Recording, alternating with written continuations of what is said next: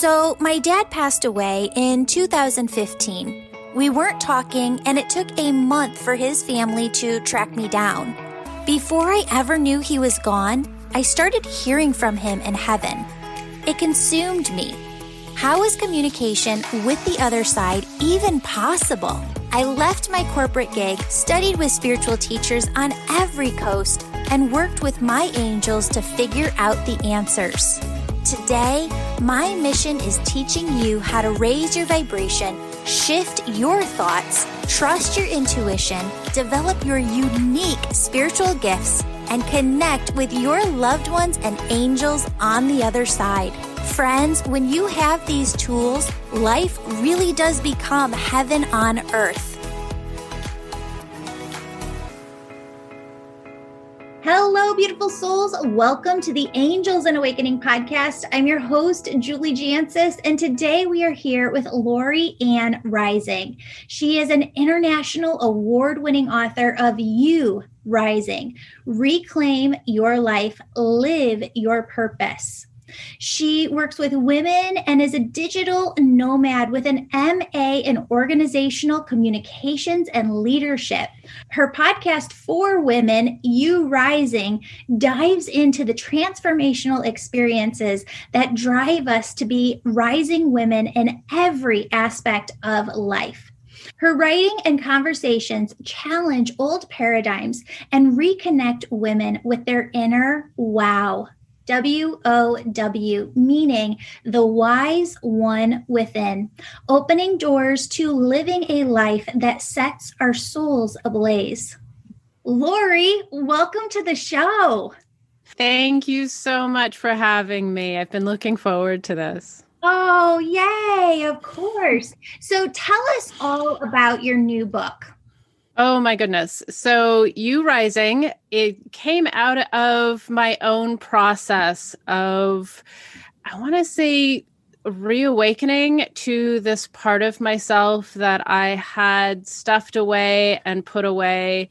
And when I felt it come back up, it was a really interesting moment because I'm like, oh, wait, there are these dreams in my life that I've forgotten existed. And, I started asking questions like, well, what if there's a part of me that just is outside of culture, outside of all the stuff I've been taught? What if there's a part of me that goes beyond even this lifetime? If I could tap into that somehow, and then of course, as I began to, I started asking questions like, well, how can I teach others to tap into that wiser one within as well and live a life that's more in alignment with it? So that's where the book was born, is that process of digging deep and learning how to articulate those parts of ourselves that so often just feel like an intuitive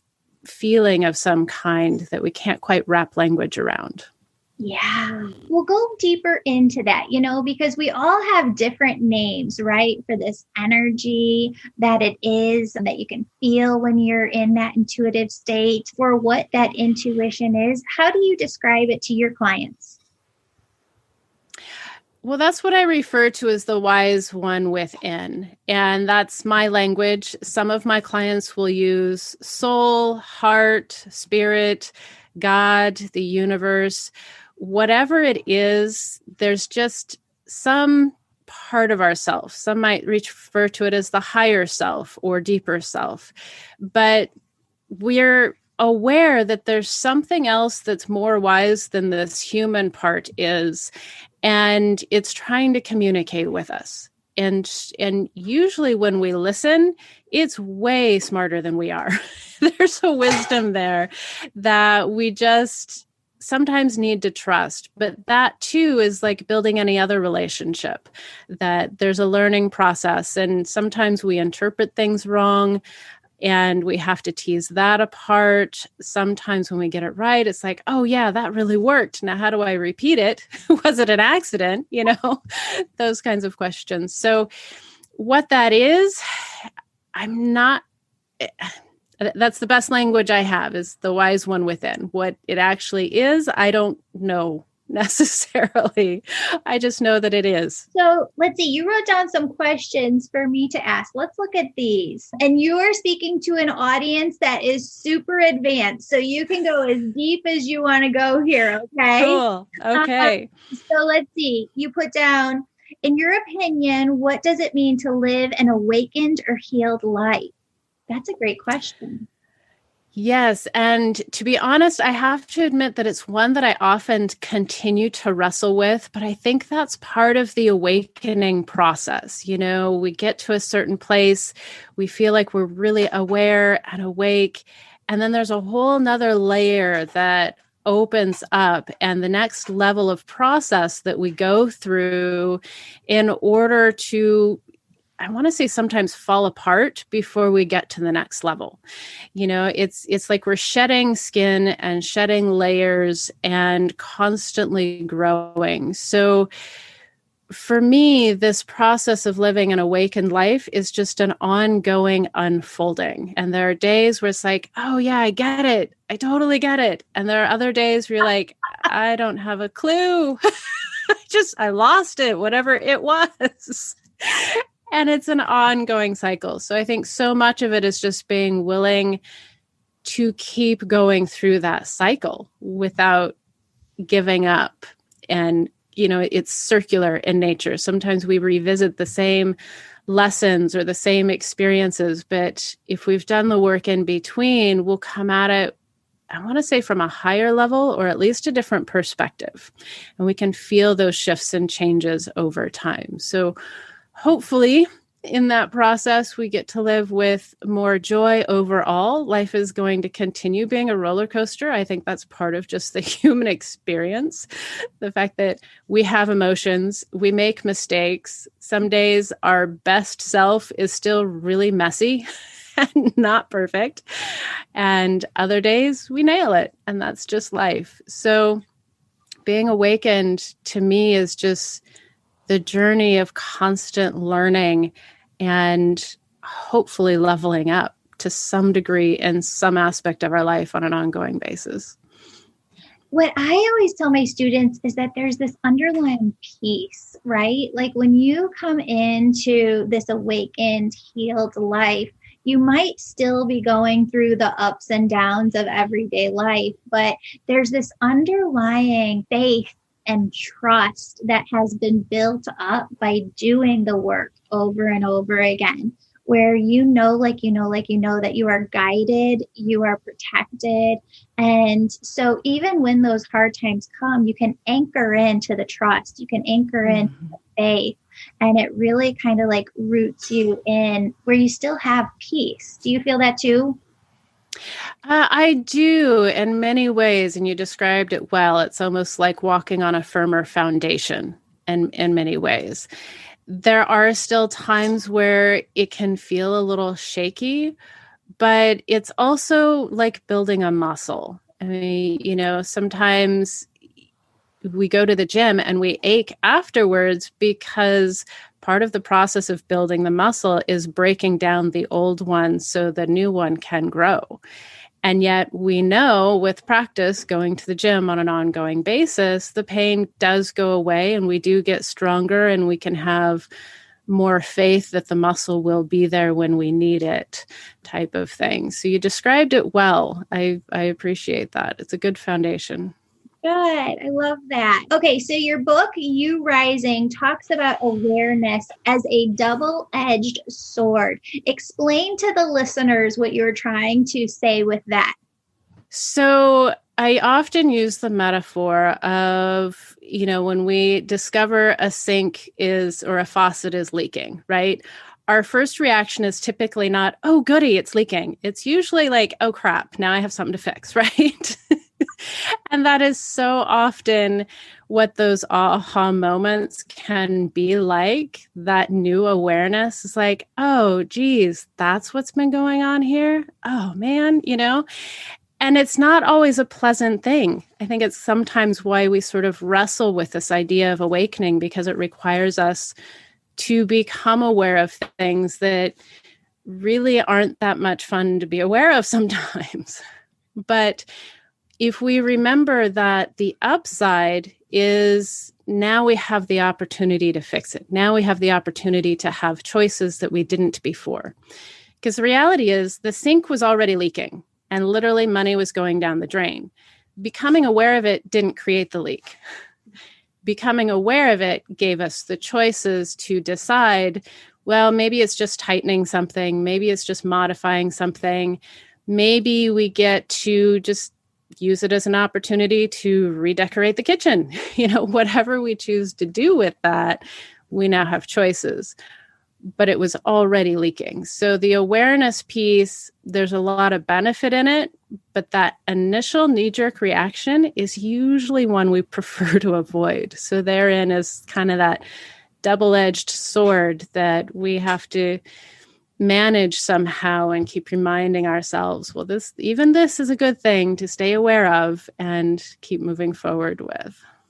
So when I work with clients, what I have found over the last 5 years is people kind of smash together a whole bunch of things, right? And spiritual awakening and doing the work to me are two almost different things. It's like step one and then step two. For me, awakening was like coming into this bliss, peace, love, elated energy.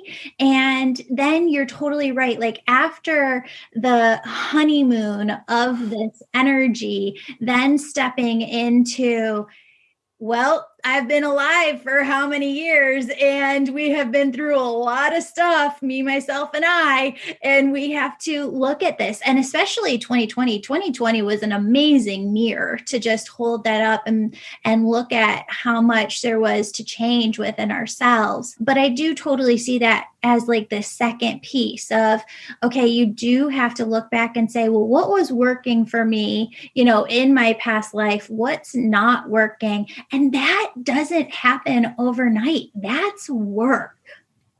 Absolutely. It is work. And the awareness piece is just the first step. I mean, knowing the sink is leaking is not the same as going through the motions of getting the new parts and pieces and doing the work of correcting it.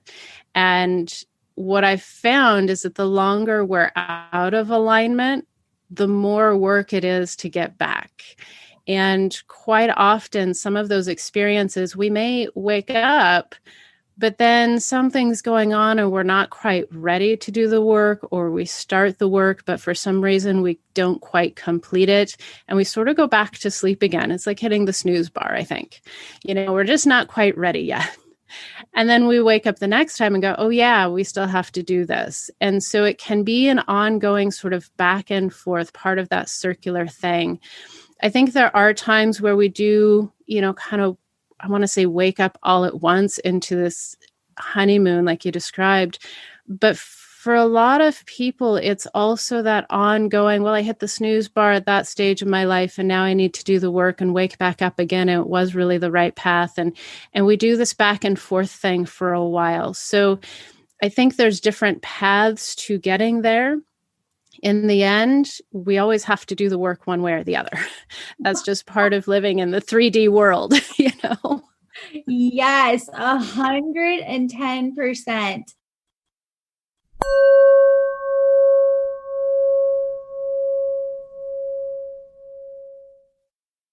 I've got a few announcements. This month's winner of the drawing is Mackenzie Payne, who gets one free session with me. Email me a screenshot of your 5-star positive review on Apple Podcasts, Google Business, or my Facebook page for your chance to win next month. Details are in the show notes. Friends, in the Angel membership in June 2021, Archangel Raphael and I are teaching you Self-Energy Healing 101 and Chakras 101. You'll learn how to give yourself an energy healing session, techniques to keep your energy clear, and how you can heal your own energy field.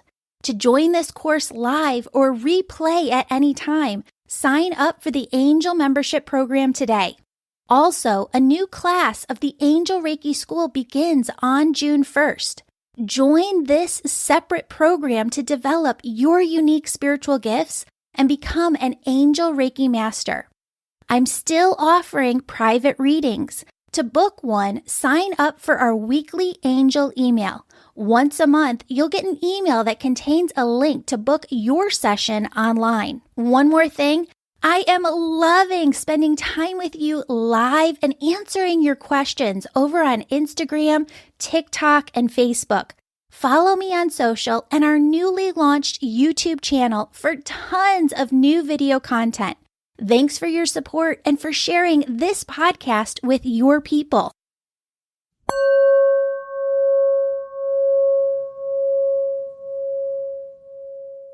Okay, so the book also talks about the language of our emotions and the language of our values. I really, really love this because values is something that a lot of people bypass, but there's so much juicy information there. So give us your perspective. How are those two similar, different?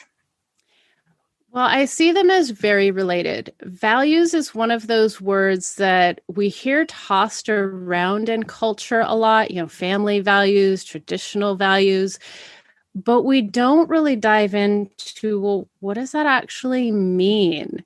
And which values work for us versus what am I told I'm supposed to work with? And that distinction is a lot of where some of our challenges come from. There's so often where, as a child growing up, we are aware of what our family values are, but then we realize that doesn't work for us. And there's a big rub between us and the family sometimes that we have to negotiate and work out and figure out what really works. And our emotions, well, those are chemical responses at one level. It's just a biological chemical response. And they're very tied to our primal instincts of survival. Values are something that I think in some ways we're born with, but they're also shaped and formed throughout our lives. And so in many ways, they're tied together in that when our values are honored, we feel really good. We know that. We know when we're on track and in alignment. If we hold truth as a high value and we know the people around us are honest and we have been honest, that feels really, really good.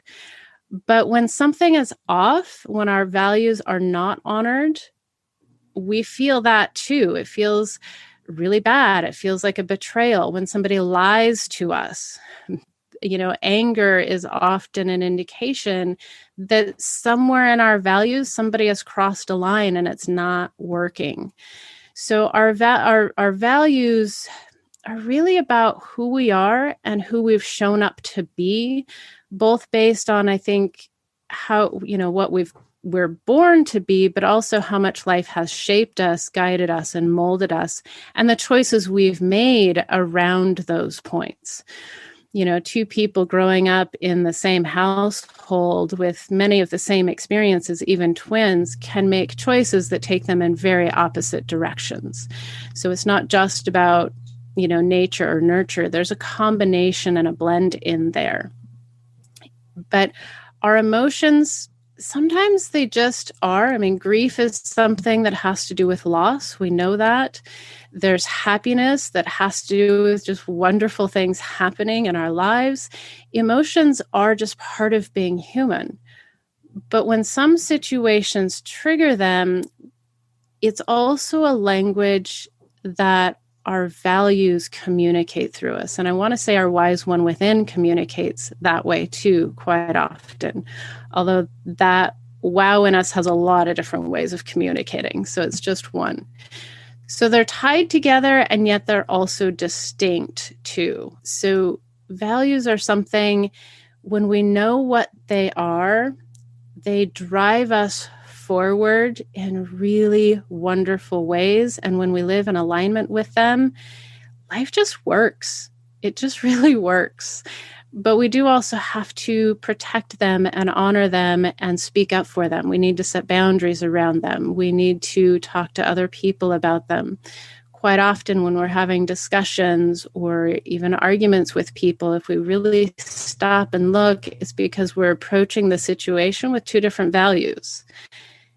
It doesn't mean one's right or wrong. It just means they're different in that moment. And we need to shift the discussion to figure out how to honor both and bring it back into alignment. And there's emotions that come up around that. So, part of doing the work for me when I went through my spiritual awakening and really started to look at my life before was very eye-opening, because my dad had passed away. That's how my spiritual awakening kind of came about. And while he was alive, my values completely played into my relationship with him. Always, where I caught him cheating on my mom when I was in 3rd grade, and then again in 6th grade, and then he married the woman next door, and it was just very much a lot of drama. And I remember reconnecting with him in my 20s, and whenever you would reconnect with him, he'd want to introduce you to the girlfriend at the time, and then also the girlfriend on the side. And it was like, I can't do this, I can't, have lunch with your girlfriend and then hear you talking on the phone to some other woman and then go to lunch the next day with this other person and pretend everything's okay. Like, I cannot do that. At the same time, when my dad passed away, I realized that because I had taken such a hard line on that, I couldn't make peace with our relationship in the here and now. Does that make sense?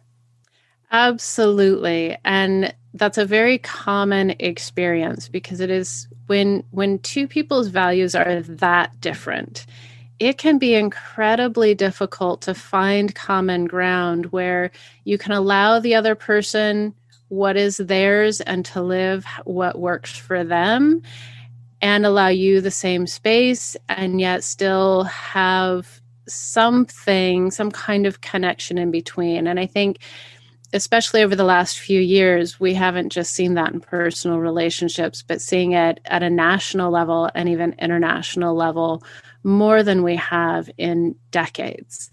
That hard line approach to, well, that doesn't work for me, therefore it just doesn't work. And that can be a difficult thing, because so on one hand, I don't believe there's any right or wrong values. It's about, is it working for us?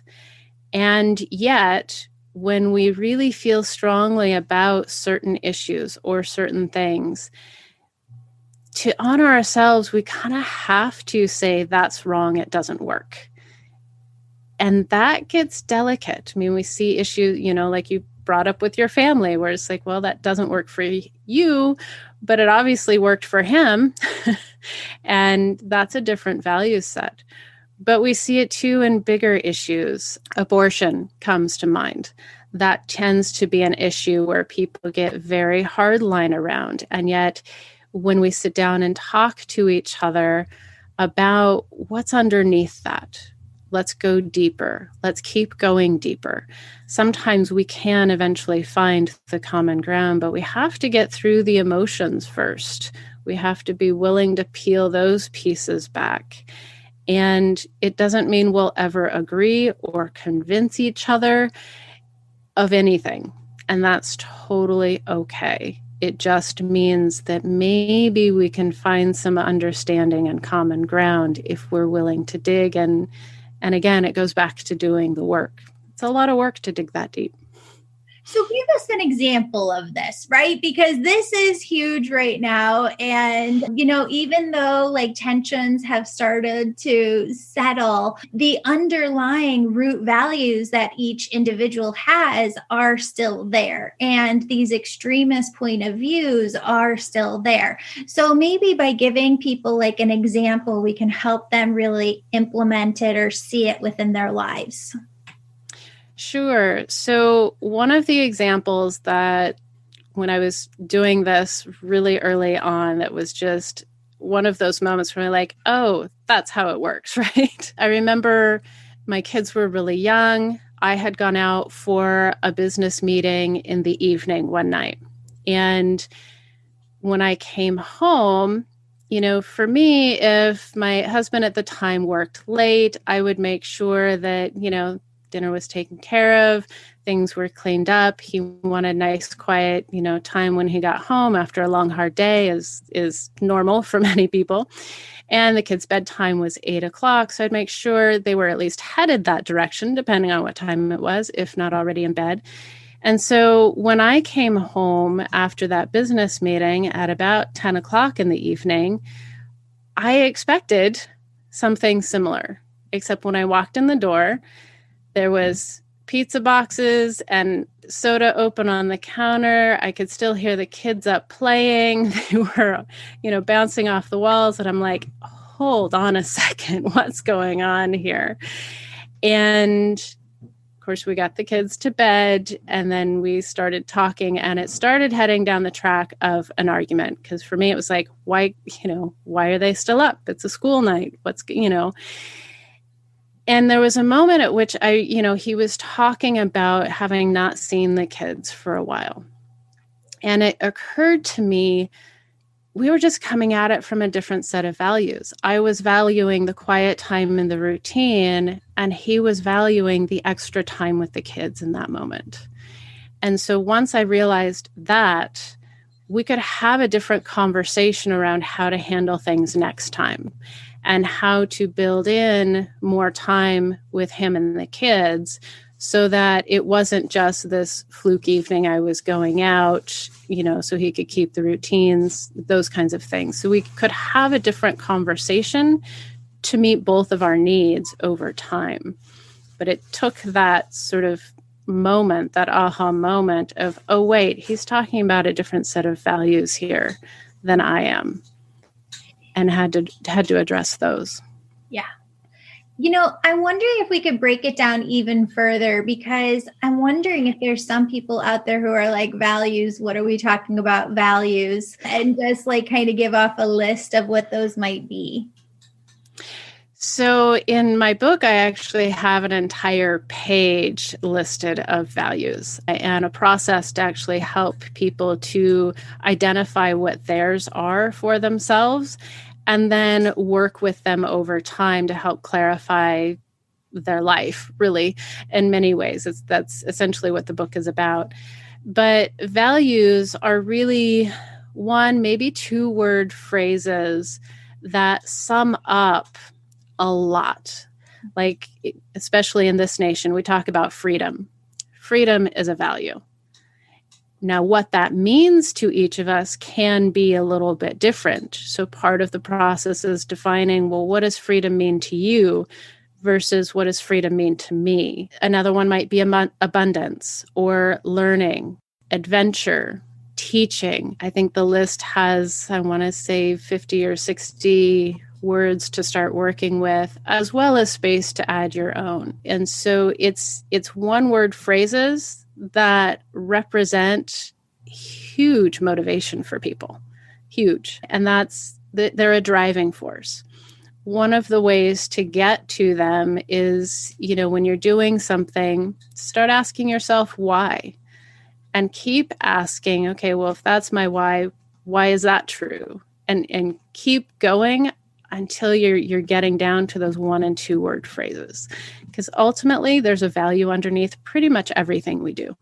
Oh, I love that. I'm thinking back to those times when my daughter was 3 and 4 and everything was why? Yes. I know when we were growing up, my parents used to say, because why is a crooked letter? Because I said, so those don't hold up. We have to find the value in them. And when we really do, you know what, when I did this work, I started to see how everything that I even said in my day-to-day life and things that I was speaking in conversations, like the why and the reason behind why I felt called to say what I said were those values. I mean, it drives so much, like you said, of our life. I think this is the part that I struggle with. And I do think you're right to an extent. But there's some things that I'm like, no, that there is no right or wrong value. Like we say, murder, or, people who abuse women, people who abuse children, rape, all of these different things. Can we put a yes or no? Do you put like a right or a wrong on what we would call the bigger things? So to me, there's a distinction between what we decide as a culture is right or wrong versus a bigger picture of right and wrongness. Because when we look at the bigger picture, there are cultures throughout time where those things are perfectly normal, natural, and that was just what people did. The Vikings are notorious for taking over in very brutal ways. And that was their culture. They didn't see anything wrong with it. We live in a different time and a different place where, if we talk about murder, for example, well, we can say on one level, yes, murder is wrong. Well, what about self-defense? What about war?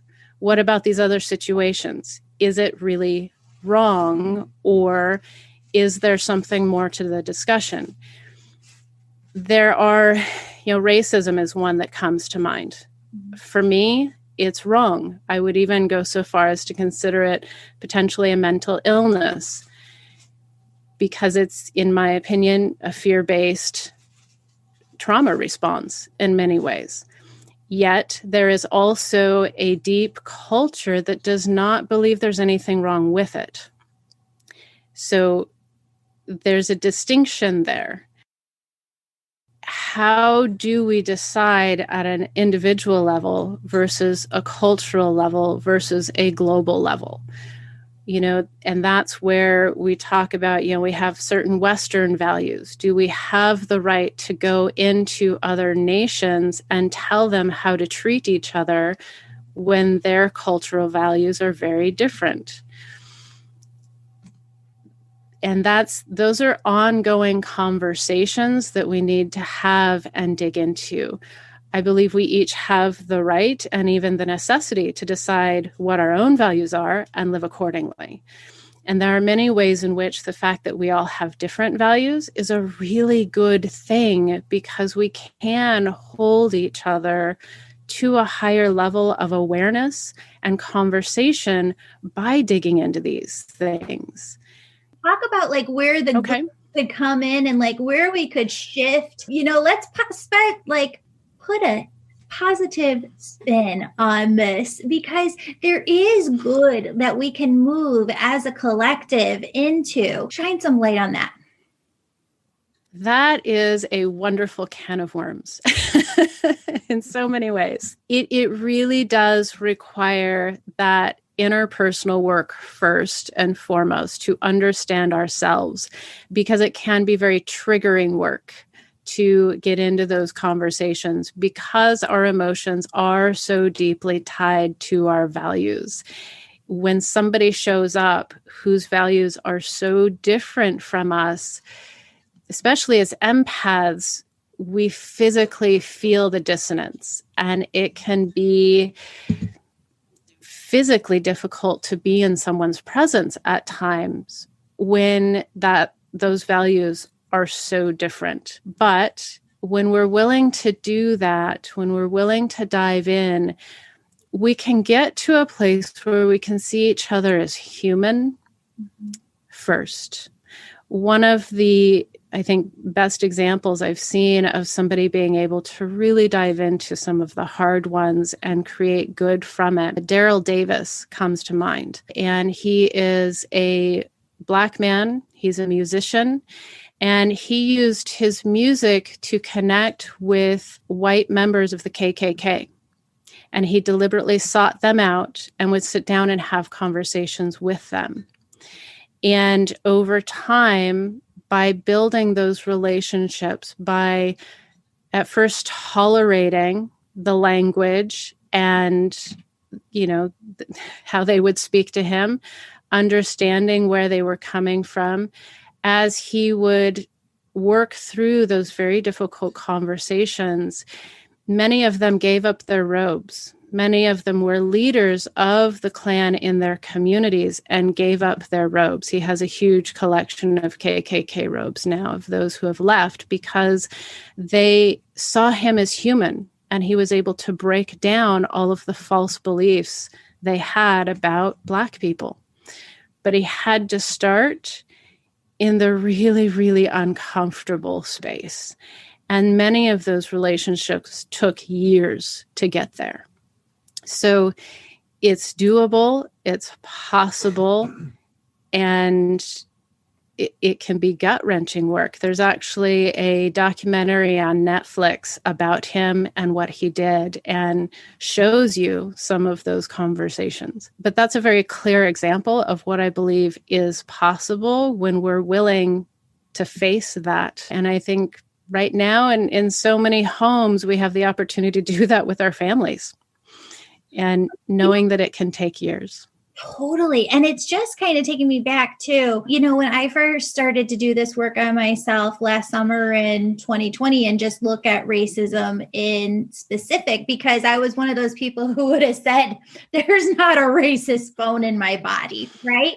Mm-hmm. But then you start to, hear some of what Black women are saying and how white women will go into orphanages and just automatically do what they think is right for the orphanage and not ask the leadership of the orphanage, the Black leaders, what is it that you need from me, right? And so what kept coming up over and over is just because something is my value doesn't make it right in general. Mm-hmm. Exactly. Yeah. And it's difficult work to do because those values do so drive us, and we're coming from such a heart space when we're in alignment with them. Sometimes we forget, and the white savior complex kicks in at an unconscious level, and we have to pull ourselves back. Not everybody needs or wants that, and we have to check in with them. What are their values? What do they need? What do they want? What are they talking about? And what's the place they're coming from? And, that takes awareness both of ourselves and of others in a way that we're not taught pretty much anywhere in our society unless we choose to do that for ourselves. And I think the reason that this is so hard, and tell me if you found this too, because I grew up believing from watching my parents who believed the same thing, that there was going to be a time that came in my life where everything was going to be magically perfect. And I feel like I was like searching in order to make my life click together and be magically perfect. And what my spiritual work told me and taught me was that that's never coming, right? And so I think the frustrating thing with the work sometimes is that so many people come from that philosophy that one day life's going to be perfect, poof, but it's not coming. Absolutely. And I think some of that comes from the American culture that has developed around, we get to pursue happiness, and we see these happy, perfect endings on TV and in books all the time. And we unconsciously start developing the belief that there's going to be a happy ending. Of course there is. We just, need to get there, and then it's all going to be perfect and we live happily ever after. But we do kind of fall into that, whether we're aware of it or not. And it can get very frustrating sometimes to go, wait, the real world just doesn't work that way. And I don't know that, I remember my grandparents, they didn't have that. I think it's really since more, TV has become so popular. And then, of course, all the ripple effects from the internet and more just stories in general that we're immersed in day and day out. I think that's something that's pretty unique to more current and upcoming generations than generations past, because there is that storyline of the perfect Hollywood happy ending. And it's just, it's not real. There's a reason it's in the movies, and we call that escapism. That's not a word in my vocabulary, but I'm going to include that now. All right. What are the 3 A's to living a whole, healed, and meaningful life to you? For me, that comes down to awareness, alignment, and appreciation. And they're a cycle we move through on an ongoing basis. They're often things that we forget and need to come back to. And it is an ongoing process, day in and day out, of being willing to be aware and keep doing the work to become more aware on an ongoing basis, despite the double-edged sword we talked about earlier. And that alignment piece is really getting in touch with what our values are, seeing where they're out of alignment for us, and doing the work of bringing them back, which, depending on what the situation can be, can create some pretty big transitions in our lives. Sometimes it's really as simple as having a conversation and it just needs a little tweak here and there. Other times we realize, I went into the wrong profession and it worked well. I have great gifts from it. There's a wonderful opportunity. I met all these people, and I need to make a huge transition here to get more in alignment with where I am now. And values too, as we go through life, our understanding of them shifts and changes. And so it often feels like our values shift and change. And so we need to be coming back to the alignment on an ongoing basis so that we can keep up with how we are evolving. And so it's not like, I figured it out once and now I've got the happy ending and I'm all in alignment. It's like, no. It's an ongoing thing. It's like getting a rocket to the moon. I think they have to adjust the course something like, I don't know how many hundreds or thousands of times per second, because it's constantly shifting. Well, that's what we're doing in life. It's constantly evolving and shifting. And so we have to be just checking in and staying aware. And the appreciation piece, that is an ongoing, everyday thing. And I admit it's one that I have to keep constantly coming back to and reminding myself of, because sometimes that work can get pretty darn hard. And that's okay. That's life. So coming back to that on an ongoing basis can make it easier. It's sort of, I want to say, grease in the wheels in many ways, and can keep us going and moving forward. Those 3 A's are what's covered in my book. And there's a process and a step. I think it's a 7-day process to help people get through understanding what their values are, and then an ongoing process to just create the life they really are craving. Amazing. I love that. Lori, tell everybody where they can find your book, where they can find you online. Absolutely. So the best place is my website. It's loriannrising.com. And there's information about my book there. There's also information about my podcast there. You mentioned that earlier, You Rising.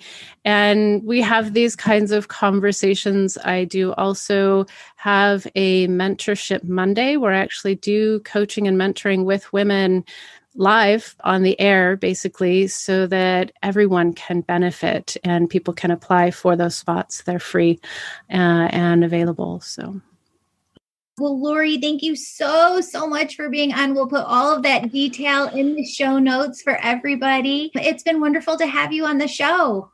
Thank you. I've really enjoyed it very much, Julie. Thank you.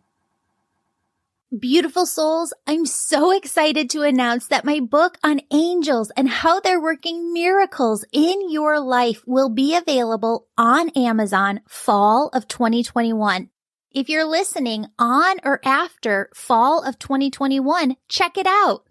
Friends, if you'd like to work with me each week, my angel membership program is perfect for you. You can join at any time and you get access to past courses. In 2021, I'll be teaching you about a new topic each month. We started the year in February with a course on oneness and raising your vibration. March is angel communication, how to hear your angels. April is trusting your intuition. May is knowing your soul's purpose. June is working with Archangel Raphael to learn self-energy healing techniques and Chakras 101. July is rewriting the stories you've been holding on to. August is all about rewiring your mind to move past blocks. September is energetically working through ancestral trauma. October is working with your inner child and Archangel Michael. November is a guide to being an empath. Then we're rounding out the year with a course in December that helps you connect with your loved ones on the other side to help you deepen your personal connection with them. And in January 2022, we'll be back with a whole new course on manifestation and co-creation. You get all of this live group access to me, 2 new pre-recorded Reiki healings, and advance notice to book a session with me when you're an Angel member. Sign up for the Angel membership anytime. If you're listening in 2022, please know that we're planning to add new content each month. For details and to sign up, view the show notes below. Friends, the only thing that's not included in the Angel membership right now is the Angel Reiki School, where you learn to develop your unique spiritual gifts. Whereas the Angel membership is about your awakening journey and your personal spiritual growth. The Angel Reiki School, on the other hand, certifies you as an Angel Reiki Master Teacher and teaches you the art of energy healing and bringing through messages for your clients. Friends, if you're feeling called to the Angel Reiki School, it's because the souls you're here to help on earth, well, their omnipresent piece of them, their higher selves on the other side, that's what's behind you, pushing you, fueling you to become who you're meant to be. Because when you do, they know your work will shift the trajectory of their life here. That's what I mean when I say you have big, big purpose in this lifetime. A new class of the Angel Reiki School starts on the 1st of each month. Speaking of the Angel Reiki School, we're going to need about 800 volunteers this year. We select volunteers from people who've written a 5-star positive review and emailed us a copy. That way, we have a way of contacting you for your free volunteer session. Many of you have asked if I'm still booking sessions, and the answer to that is yes. I love my sessions with you. We have a new system where we send out an email once a month with a link to my calendar for you to book online. It's really easy. All you have to do is sign up to be on my email list on my website, theangelmedium.com. I've been spending a ton of time going live with you on Instagram, TikTok, and Facebook, and I'm having a blast with it. Join me over on social and our newly launched YouTube channel for tons of new content, teaching videos, and actual video footage of these podcast episodes. Friends, from the bottom of my heart, thank you so much for being part of this community and listening to this show. I truly feel that this is your show and the Angel Show, and I just feel so blessed to be a part of it. You're the most supportive community a podcaster could have. I pray for you every day. If you have a special prayer request, you can submit it through my website homepage, and I'll be praying for you personally. Now for the oneness meditation, which is the last 5 minutes of every episode. And as you do this meditation, you'll raise your vibration and the vibration of the planet. Friends, what I want you to do is to just get into a relaxed position. If you are driving, operating machinery, need to concentrate, then this meditation is not for you. But anyone who is able to focus their attention on it, please join me. Friends, I want you to start by taking a deep breath in and a deep breath out.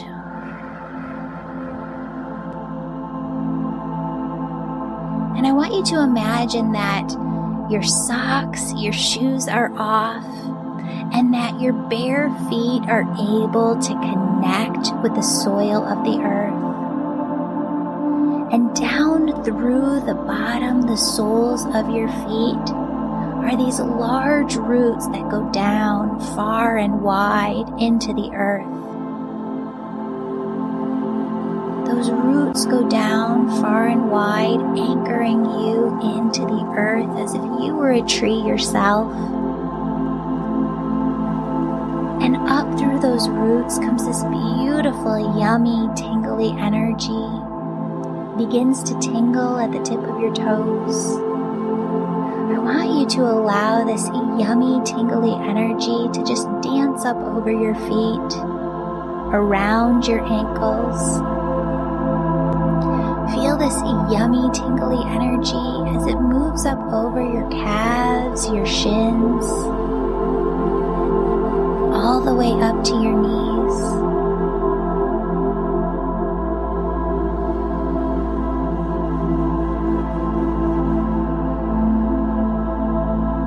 Feel this energy at your knees and allow it to move up the thighs, the hamstrings, all the way up to the sides of the hips.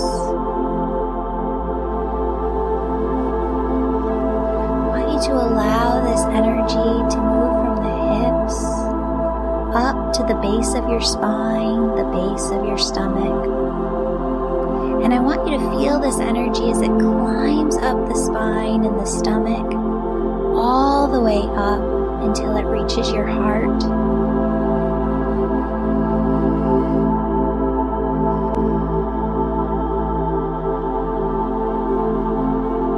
As you feel this yummy, tingly, sparkly energy surrounding the outside of your heart, filling the inside of your heart, notice how your entire body comes into a gentle state of ease. Allow this energy to move up into the shoulders, into the neck. Feel it as it fills your entire head, front to back, side to side, top to bottom.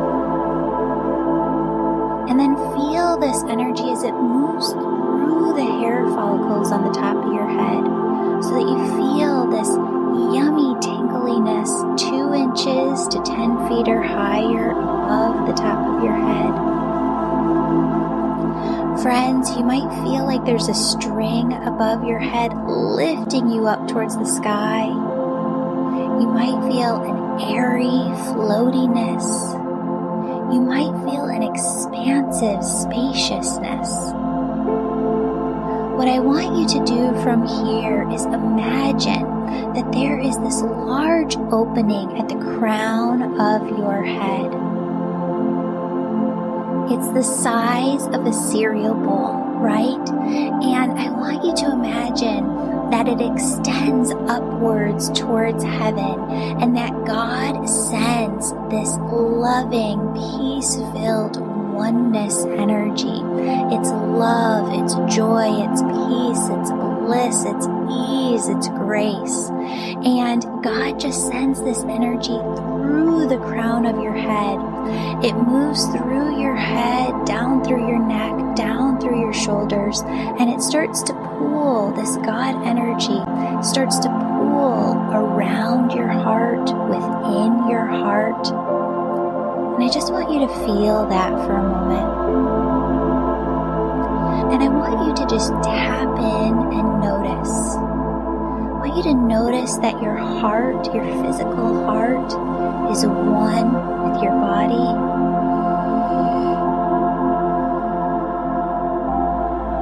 And I want you to notice that your heart and your body are one with the air surrounding you. And I want you to notice that your heart, your air surrounding you are one with all life here on earth. All plants, all people, all animals, all life on earth. And now notice how your heart, body, air surrounding you, all life here on earth are connected to everything, everywhere. Friends, did you notice how your body got more expansive, your energy got more expansive, and you could feel out into your auric field, you could feel out into the energy of the world, into the energy of everything, everywhere. Friends, that is oneness, and you can carry oneness with you in your everyday.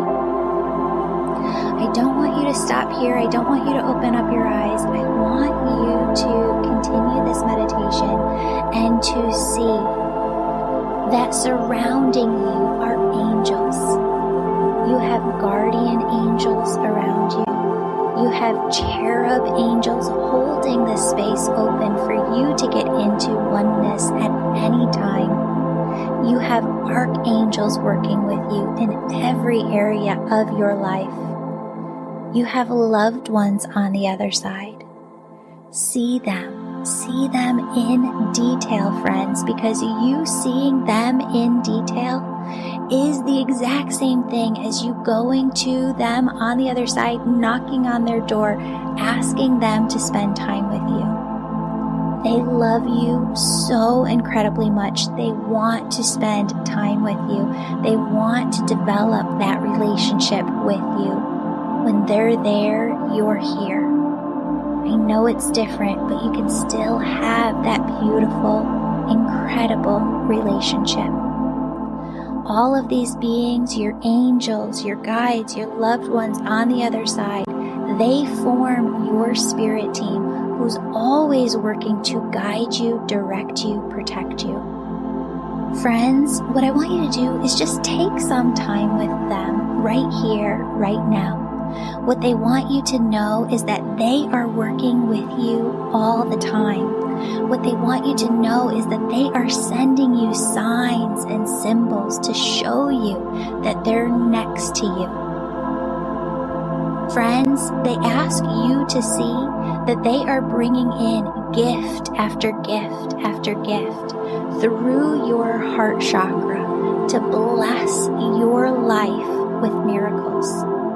Friends, it's your job to remain open, to believe, and to trust that they are working miracles in your life. Friends, I love you. They love you so incredibly much. Stay open and know, believe, trust, have faith, know like you know that they are working with you always. See you here next time. Have a blessed day.